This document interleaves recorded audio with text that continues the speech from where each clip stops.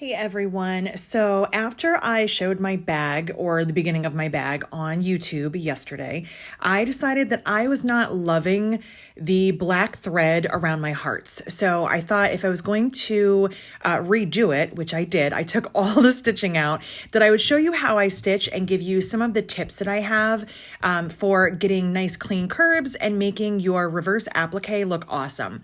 So what you'll see I'm doing right here is I am going very slow, very slowly. And I am just kind of very gently moving. Keep in mind the camera is in between me and the machine, so that's why I'm going even slower than normal. I have to kind of work around my phone. So I am going to kind of work around each of the hearts kind of one at a time, just going slowly. What you'll see what I did right there is I went backwards for a stitch because I wasn't lined up. My stitch length is set at about 3.5 for this. I do have matching top and bobbin thread, which is important if you have any tension problems, but I've gotten away with it in the past with having a different bobbin. So I'm kind of getting up to the curved part of the heart. And what you'll see is that I'm going to take like 1 to 2 stitches at a time.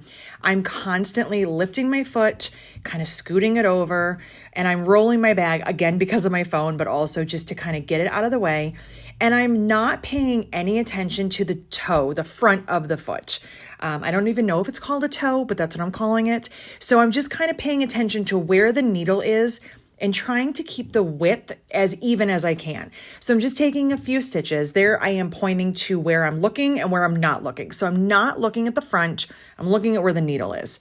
And what I find with curves is that if you just take a stitch or two at a time and try not to do any like jerky kind of motions, go as smoothly as you can, keep kind of rotating and moving instead of pulling the fabric and possibly getting like a weird angled stitch.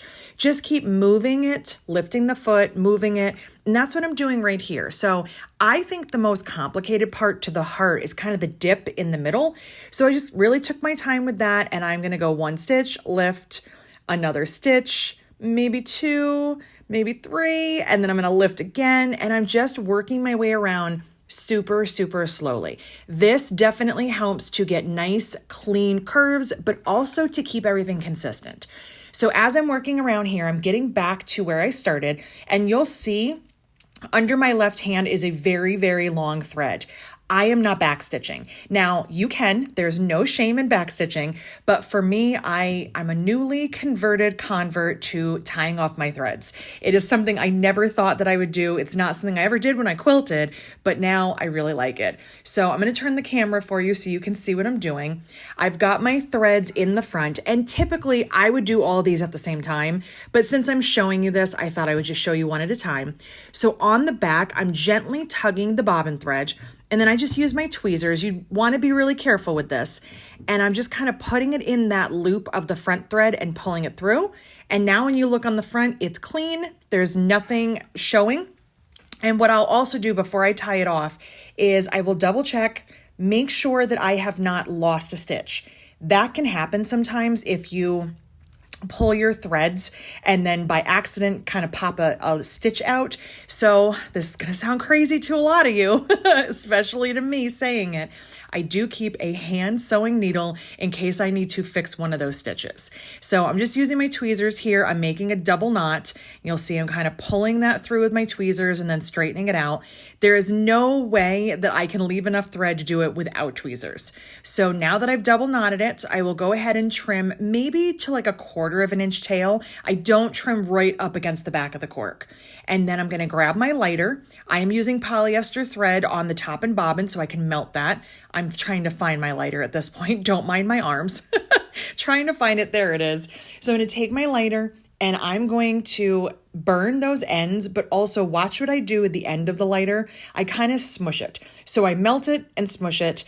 That to me says it's all secure and it's in there, and that's what I do. And I'm doing it on another one. That was actually the second heart that I stitched.